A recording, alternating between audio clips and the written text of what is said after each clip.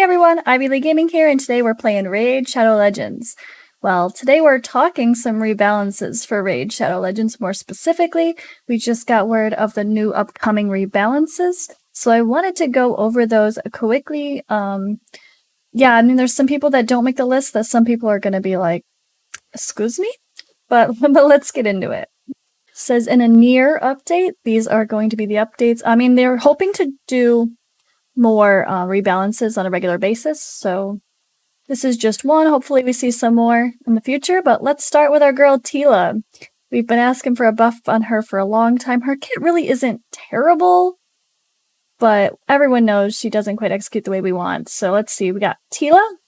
Her base speed is going to be increased to 93, 98 when ascended.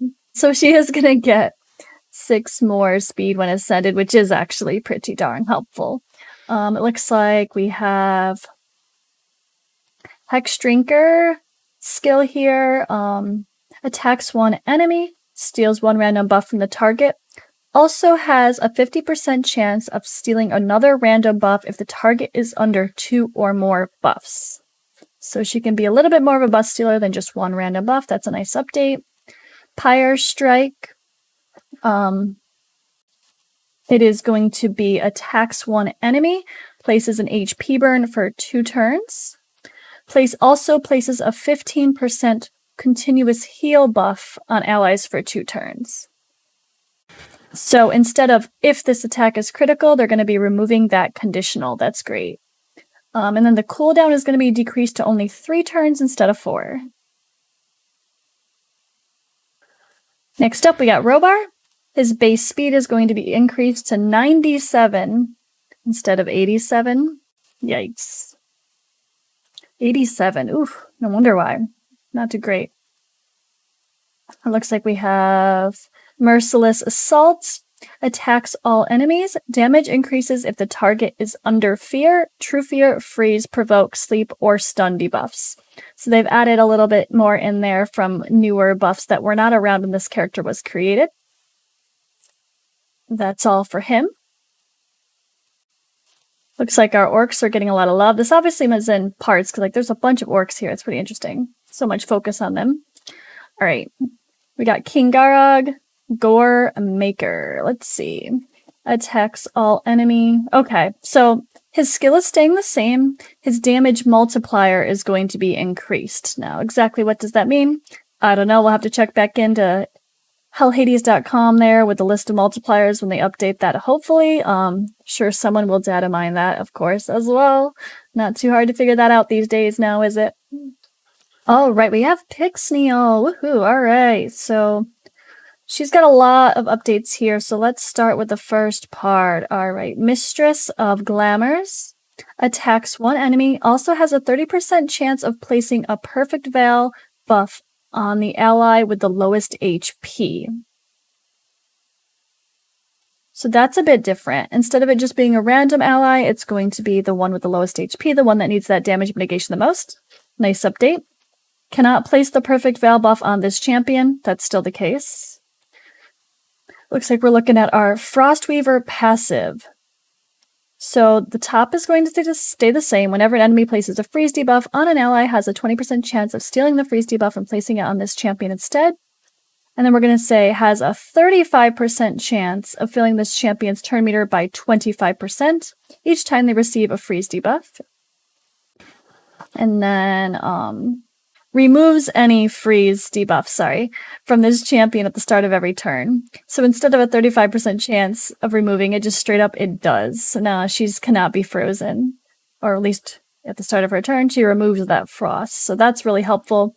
It's great for the sake of her turn. Of course, if it's something is going on like a counterattack or ally attack and she's frozen and it's not been her turn yet, she still will be frozen. But at the very least, before she goes, she will remove the freeze. I'm guessing it's going to work like Skull Crusher, where, yeah, he can remove a stun or whatever, but still affects his cooldowns. We'll have to see. All right, there are multiple champions on the team with the skill. Only one will activate. That is still the case. All right. Well, that's a nice update there. I really like just straight up... I mean, obviously, just cannot be frozen on Pixneo. Come on. Oops. That's a given, right? It should be the case. I really like that. Next up, we have Tomb Lord. Now, this worries me. I'm guessing it's a buff because he's one of my favorite champions to use these days in a lot of areas. Super key in Faction Wars. Let's see, Death Burst.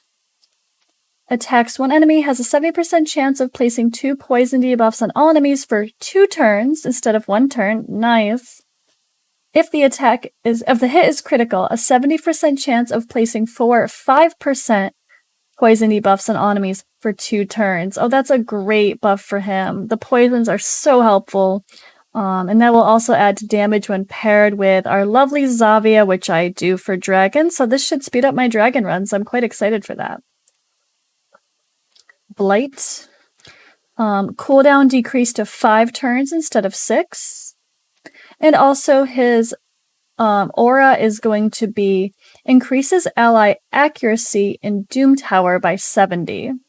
Much better for him. He is not an arena champion. I mean, I'm sure you could find a use there with the turn meter and whatnot, but that is so much better. Doom Tower accuracy by 70. I'll take it. I'll take it. And we got War Chief. Alright, so Marauder. Attacks one enemy, places a provoke debuff for 3 turns, deals 2 random buffs on the target. This skill is having the cooldown decrease to only 3 turns instead of 4. And that's it. I mean, War Chief is annoying to face in Doom Tower, but I don't know that he's too much fun to play. I don't know how much more fun that's going to make him. I mean, a frequent cooldown on provoke is great, but it's still a single target. Kind of underwhelming. Alright, we have Basilius. Triple Puncture. So this says the damage multiplier will be increased. Attacks one enemy 3 times, will ignore increased defense buffs. Shield buffs, block damage buffs, as well as 50% of the target's defense. So they added in ignore increased defense buffs. Super great. Hopefully he will hit hard and be a new nuker added to the meta. I mean, it's only one enemy 3 times, but hey, I mean, I love Inquisitor Shamel. I love Septimus. I love some of those heavy hitters that are single target that are super fun to play with. And I don't know if I have this. Do I have this champion? No, I do not. If I do, he was in my vault. But it'll be fun to see what he does. Oops, I also missed one here. Majesty.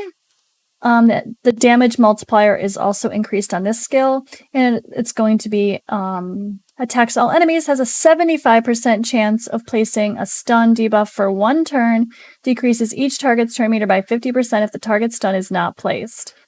There we go, a solid stun champion as well, and that will book up to 100%, so he will be 100% chance to stun on an AoE. Great champion for a lot of content now, for sure. We got Crypt King Grawl. Brittleness Bane. Attacks one enemy. Has a 60% chance of placing a 50% decrease attack debuff for 2 turns. Has a 100% chance instead if the target is under HP burn debuff or a freeze debuff.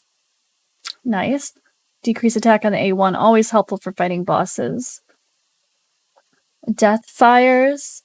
Damage multiplier is increased. Attacks all enemies, has a 75% chance of placing an HP burn debuff for 2 turns. So they've added this as an AoE instead of a random, and it is now a higher chance to land. Great buff there. Our lovely War Mother now. Base attack, defense, and bomb damage multiplier has been increased. Her HP has been decreased, though. So to balance out increasing her defense, they're also making her a little bit squishier on the HP front. Okay. We'll see how much increased attack she actually gets and how much more damage her bombs will do. That's exciting to see, I suppose. We'll see. Special brew, what we got here. Alright. Attacks all enemies, places a bomb debuff that detonates after 2 turns instead of 3. Very nice. 2 bombs when ascended. Bomb damage increases by 100% against bosses. And we have Mother's Touch. Attacks all enemies. Instantly detonates all bomb debuffs if this champion is under an increased attack buff. So instead of if this attack is critical, We're just going to have to pair her with an increased attack champion. There's lots of those. That shouldn't be too hard. Not sure why we didn't include him up with the other orcs, but Grillhawk the Bloodied, Unbound Anger,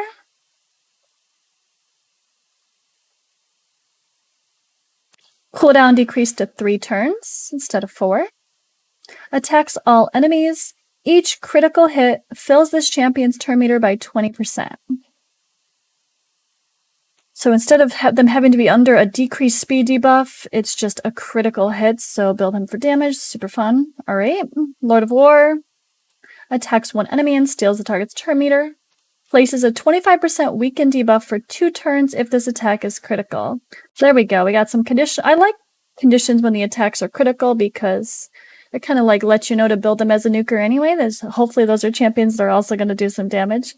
So it's not going to hurt to have them built in such manner.